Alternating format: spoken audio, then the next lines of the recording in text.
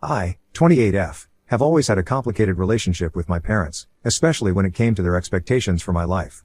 Growing up in a wealthy suburb, I was constantly compared to my older sister Amber, 30F. Amber excelled at everything she did, straight A's in school, and later, a successful lawyer at a prestigious firm in New York. I, on the other hand, was more of a free spirit. I did well enough in school but preferred art and literature to the sciences and math that my parents valued so highly. Our family comes from old money. My father, Richard, 60M, is a pretty rich dude, while my mother, Rose, 58F, comes from an equally wealthy family and spends most of her time involved in various charity organizations, more for the social aspect than actual philanthropy, if I'm being honest. They've always been obsessed with maintaining our social status and connections. From the moment I was born, my parents had my entire life planned out for me. I was supposed to go to an Ivy League school, preferably Harvard, like my father, major in business or law, marry someone from a good family, meaning equally wealthy and well-connected, and eventually take over the family business alongside Amber. But that's not the life I wanted for myself. I was always more interested in the arts. I loved painting, writing poetry, and exploring the city's museums. My parents viewed these interests as cute hobbies but nothing to build a career on. They pushed me into extracurricular activities they deemed more suitable, tennis lessons, and internships at my father's company during summer breaks. I went along with it all to keep the peace, but I never felt like I truly fit in with the world they wanted for me. When I got accepted into Brown University, my parents were disappointed it wasn't Harvard but decided it was acceptable enough. They hoped that surrounding me with the right kind of people would finally set me on the path they'd always thought for me. Little did they know, it would lead me to the person who would change my life forever. I met Chad, 29M, during my sophomore year of college. We quite literally ran into each other at the campus coffee shop. I was rushing to get to class and wasn't looking where I was going, and he was leaving with a tray full of coffees for his study group. The collision sent hot coffee flying everywhere, ruining both our clothes. Instead of being angry, Chad just laughed and said, "Well, I guess this is one way to break the ice." We ended up skipping our respective classes and spent hours talking. Chad was everything my parents would disapprove of, which made him even more appealing to me. He came from a working-class background in a small town in Ohio. His father was a factory worker, and his mother was a waitress. Chad was attending Brown on a full scholarship and worked part-time jobs to support himself. He was studying to become a teacher, passionate about education and making a difference in kids' lives. From that first meeting, I knew Chad was something special. He was kind, funny, and incredibly hardworking. He had a way of making me feel seen and understood in a way no one ever had before. With Chad, I could be myself, not the polished, perfect daughter my parents wanted me to be, but the real me, with all my quirks and imperfections. We started dating, and for the first time in my life, I felt truly happy. Chad encouraged my art, pushed me to pursue my passions, and supported me in ways my family never had. When I told him about my dream of becoming a graphic designer, he didn't laugh or dismiss it like my parents had. Instead, he helped me research programs and internships. Of course, my parents hated him from the moment they met him.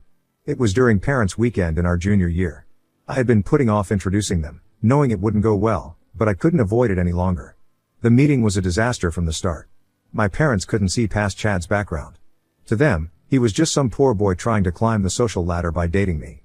They constantly made snide remarks about his clothes, which weren't designer brands, his slight Midwestern accent, and his career choice. My mother kept asking him if he was sure he wanted to be just a teacher when there were so many other respectable professions out there. My father barely acknowledged Chad's presence, speaking only to me and making it clear he disapproved. It didn't matter to them that Chad treated me better than any of the trust fund boys they tried to set me up with. They were convinced he was only after our money and social status. When I tried to defend Chad, pointing out his scholarship and his work ethic, my father dismissively said, "Oh honey, don't be naive. Boys like that always have an angle." Despite my parents' disapproval, Chad and I continued dating throughout college. We supported each other through late-night study sessions, celebrated our achievements together, and talked about our dreams for the future. With Chad, I felt like I could be myself and pursue my own path, not the one my parents had laid out for me. After graduation, Chad proposed. It wasn't a grand, elaborate affair like my parents would have expected. We were on a weekend camping trip, something my parents would never understand the appeal of, sitting by the campfire under a sky full of stars. Chad turned to me and said, "I know I can't give you the life of luxury you grew up with, but I promise to love you and support you in everything you do. Will you marry me?" I said yes without hesitation. When we returned from our trip and I broke the news to my parents, all hell broke loose. My mother burst into tears, crying about how I was throwing my life away. My father's face turned an alarming shade of red as he ranted about how I was making the biggest mistake of my life. They told me I was being foolish and short-sighted. "Think about your future," my mother pleaded. "How will you maintain the lifestyle you're accustomed to? What about your children? Don't you want to give them the best of everything?" I tried to explain that Chad and I had talked about our future, that we had plans and were prepared for the problems ahead. But they wouldn't listen. To them, marrying Chad was tantamount to choosing a life of poverty and struggle. When I refused to break off the engagement, they gave me an ultimatum: either I end things with Chad, or they would cut me off completely. No more financial support, no trust fund, no inheritance, nothing. If you're so set on living like a commoner, then you can do it without our money, my father said. I was shocked by their reaction. I knew they wouldn't be thrilled, but I never expected them to go this far. In that moment, I realized that their love and support had always been conditional. As long as I did what they wanted and fit into their narrow view of success, I was their daughter. But the moment I chose my own path, they were willing to cast me aside. I chose Chad. We got married in a small ceremony with just a few close friends present. It was nothing like the lavish society wedding my parents had always thought for me, but it was perfect in its simplicity and sincerity. Amber didn't even show up to the wedding. She sided with our parents, telling me I was making a huge mistake. The day after my wedding, I received a cold, formal letter from my parents' lawyer. It informed me that I had been removed from their will and that Amber was now the sole heir to their fortune. It also stated that I was no longer welcome in the family home and that any future attempts to contact my parents would be dealt with legally. It hurt more than I could have imagined. Not because of the money, Chad and I were both working and managing just fine, but because my own family had chosen their outdated beliefs and social status over my happiness. The parents who had raised me, who I thought loved me unconditionally, had thrown me away because I didn't fit into their perfect mold. For 3 years, we had no contact. I tried reaching out a few times in the beginning, sending letters and leaving voicemails on holidays and birthdays. But my attempts at reconciliation went unanswered. Eventually, I stopped trying. During those 3 years, Chad and I built a life together. We both worked hard, me as a graphic designer for a small advertising agency, and Chad as a high school English teacher. We bought a small house in a modest neighborhood, adopted a rescue dog named Max, and were genuinely happy. Sure, we didn't have the luxuries I grew up with.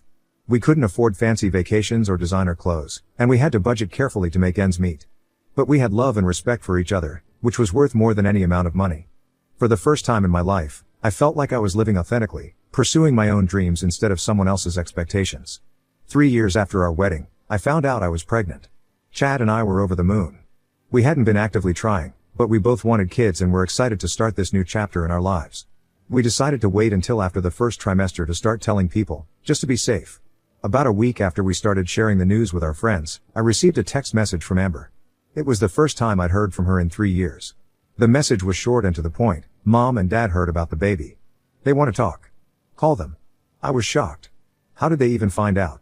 I hadn't told anyone in my family, and as far as I knew, we didn't have any mutual friends who would have passed on the information. After discussing it with Chad, I decided to call them. Maybe, I thought, the idea of becoming grandparents had softened their hearts. I called them and my mother answered on the second ring. The conversation was awkward. My mother did most of the talking, while I could hear my father breathing heavily in the background, occasionally grunting in agreement. She congratulated me on the pregnancy and then, without any reason, started talking about how they wanted to make amends and be part of their grandchild's life. There was no apology for how they had treated me, no acknowledgement of the pain they had caused. It was as if the last 3 years of silence had never happened. But then my mother started talking about sending us some gifts for the baby. Before I could say anything, she kept talking about a list of things they wanted to buy: a top-of-the-line stroller, a custom-made crib, designer baby clothes, even a new car suitable for a family. I was stunned. The gifts she was describing would easily cost over $10,000. It felt less like a peace offering and more like they were trying to buy their way back into my life, and my child's life. When I tried to politely decline, saying Chad and I had already started preparing for the baby, my mother got upset. "Don't be ridiculous," she snapped. "You can't possibly provide for this child the way we can. We're just trying to help. Don't let your pride get in the way of giving your baby the best start in life." The conversation ended with my mother saying they would send the gifts anyway, and that they expected to be involved in their grandchild's life. She didn't once ask how I was feeling, how my pregnancy was going, or even how Chad was doing. It was all about the gifts and their expectations. After I hung up, Chad was furious when I told him about the conversation. He felt like my parents were trying to undermine us, to show that they could provide things for our child that we couldn't. "They're trying to buy their way into our lives," he said, pacing around our small living room. "And once we accept these gifts, they'll use it as leverage to make demands about how we raise our child." I knew Chad had a point, but a small part of me still hoped that maybe this was just my parents' clumsy way of trying to reconnect. Maybe if we gave them a chance, they would come around and accept Chad and our life together. "Maybe they've changed," I said, though I didn't really believe it. "Maybe becoming grandparents has made them realize what's truly important." Chad looked at me and said, "Do you really believe that? Or are you just hoping it's true because you miss them?" His words hit home. I did miss my family, Despite everything. I missed the good times, family dinners, holiday celebrations, inside jokes that only we understood. But I also couldn't forget the bad times, the constant pressure, the disapproval, the way they had cast me aside when I didn't conform to their expectations. Chad says he'll support whatever decision I make, but I can tell he's uncomfortable with the idea of accepting anything from my parents. He's worried that they'll try to exert control over our lives and our child's upbringing. We've been doing fine on our own, he reminds me. We don't need their money or their approval. Amber has been blowing up my phone, alternating between guilt-tripping me for holding a grudge and excitedly talking about being an aunt. She doesn't seem to understand why I'm hesitating to accept our parents' offer. They're trying to make things right, she insists. Why can't you just let the past go? But it's not that simple. The past isn't just the past, it's shaped who I am and the life I've chosen. So Reddit, what should I do here? I really need some good advice on what to do. Update 1. It's been about a month since my last post, and a lot has happened. First, I want to thank everyone for their advice and support. After much discussion with Chad, we decided to decline my parents' offer of gifts. It wasn't an easy decision, but we felt it was the right one for our family. I called my mother and explained that while we appreciated the gesture, we weren't comfortable accepting such expensive gifts.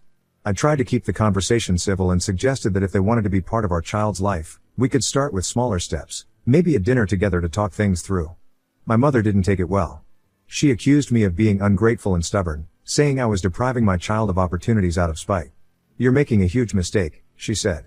You're going to regret this when your child grows up without the advantages we can provide. I stood my ground, though. I explained that Chad and I were capable of providing for our child, and that what we wanted from them was a relationship, not material things. The call ended with my mother hanging up on me. I thought that would be the end of it, but I was wrong. A few days later, a truck showed up at our house, filled with all the gifts my mother had mentioned, the stroller, the crib, baby clothes, and even a set of keys for a new car parked on our street. There was a note attached, for our grandchild. We won't let your stubbornness deprive them of the best. Chad and I were stunned. We didn't know what to do with all this stuff. It felt like a violation of our boundaries. We decided to put everything in the garage for the time being while we figured out what to do. Chad wanted to send it all back immediately, but I hesitated. The situation got more complicated when Amber showed up at our door the next day. She was full of excitement about the baby and the gifts, acting as if nothing had ever been wrong between us. Isn't it wonderful? She gushed. Mom and Dad are so excited to be grandparents. They want to do everything they can to help. I tried to explain our position to her, but she didn't seem to understand. Why are you being so difficult? She asked. Most people would be thrilled to receive such generous gifts. You're acting like Mom and Dad are the villains here. The conversation quickly turned into an argument. Amber accused me of being selfish and holding on to past grudges. They're trying to make amends, she insisted. Why can't you just accept their love and move on? I lost my temper then. Love? I said. Is that what you call ignoring me for 3 years and then trying to buy their way back into my life? That's not love, Amber. That's control. Amber left in a huff and puff, telling me I was making a huge mistake. You're going to push them away for good this time, she warned. And it'll be your fault when your child grows up without grandparents. To complicate matters further, word has gotten out to our extended family about the situation.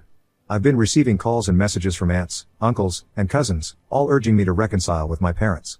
They're your parents, my Aunt Sharon said during one particularly frustrating call. Of course they want to spoil their grandchild. Why are you fighting this so hard? I tried to explain about the years of no contact, about how this felt less like a genuine attempt at reconciliation and more like an attempt to buy their way back into our lives. But it's hard to make people understand who haven't lived through it. Chad stood by my side, supporting my decisions while also offering a different perspective when needed. We don't need their money, he reminds me. We're doing fine on our own. Our child will have everything they need, love, support, and 2 parents who adore them. I'm now 16 weeks pregnant, and instead of enjoying this special time, I feel stressed and conflicted. The gifts are still sitting in our garage, a reminder of the decision we have to make. Chad wants to donate everything to a local women's shelter, but I'm hesitating. Once we do that, it feels like we're closing the door on any possibility of reconciliation. Amber keeps sending me pictures of baby clothes and nursery ideas, acting as if nothing is wrong. My parents haven't reached out directly since the gifts arrived, but I know they're waiting for a response. The pressure from family members continues, with new calls and messages every day. As my pregnancy progresses, I know we need to make a decision soon. We can't leave those gifts in the garage forever, and we need to start preparing for the baby's arrival. But every time I think I've made up my mind, I start second-guessing myself. Chad and I have talked about seeing a family counselor to help us navigate this situation. Maybe an outside perspective could help us find a way forward that we haven't thought of yet. For now, we're taking it one day at a time. I'm trying to focus on the positive aspects of my pregnancy and our life together, but the family drama is always there in the background. I just hope that whatever decision we make, it's the right one for our child. Final update, It's been 6 months since my last update, and I wanted to share the outcome of our situation. A lot has changed, and I've come to some difficult but necessary decisions. After weeks of agonizing over what to do, Chad and I decided to see a family counselor. We had several sessions, both together and individually, to work through our feelings about the situation with my parents. The counselor helped us gain clarity on our priorities and values, and how to set healthy boundaries. During this time, the pressure from my family intensified. My parents, apparently frustrated by our lack of response, started showing up at our house unannounced. They'd knock on the door for hours, calling out that they just wanted to talk. It was incredibly stressful, especially as my pregnancy progressed and I was dealing with the physical discomfort that came with it. Amber continued her campaign of guilt tripping, sending daily messages about how I was tearing the family apart. She even went as far as to threaten to cut me out of her life if I didn't reconcile with our parents. Even though we weren't really talking for the past few years. The turning point came when I was about 32 weeks pregnant.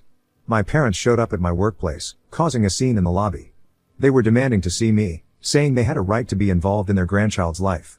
My coworkers were uncomfortable, and my boss had to ask them to leave or he'd call the police. That incident made me realize that my parents hadn't changed at all. They were still trying to control my life, disregarding my boundaries and wishes. It wasn't about love or reconciliation, it was about getting their way, no matter the cost. After discussing it with Chad and our counselor, we made the difficult decision to go no contact with my parents and Amber. We sent a formal cease and desist letter through a lawyer, stating that any further attempts to contact us would be considered harassment. We donated all the baby gifts to a local women's shelter, as Chad had suggested months ago. It was hard to let go of them, but it felt like the right thing to do. We didn't want our child's life to start with strings attached. The day after we sent the letter, I blocked my parents and Amber on all platforms. It was one of the hardest things I've ever done, but also one of the most liberating. The constant stress and anxiety I'd been feeling started to lift almost immediately. Our daughter, Susan, was born 2 months ago. The birth was complicated, and there were moments when I wished I had my mother there. But Chad was amazing throughout the whole process, and we got through it together. These first few weeks of parenthood have been challenging but incredibly rewarding. Susan is perfect, and watching Chad with her makes me fall in love with him all over again. We may not have all the fancy things my parents wanted to give us, but we have love, and that's more than enough. Looking at Susan, I'm more certain than ever that we made the right choice.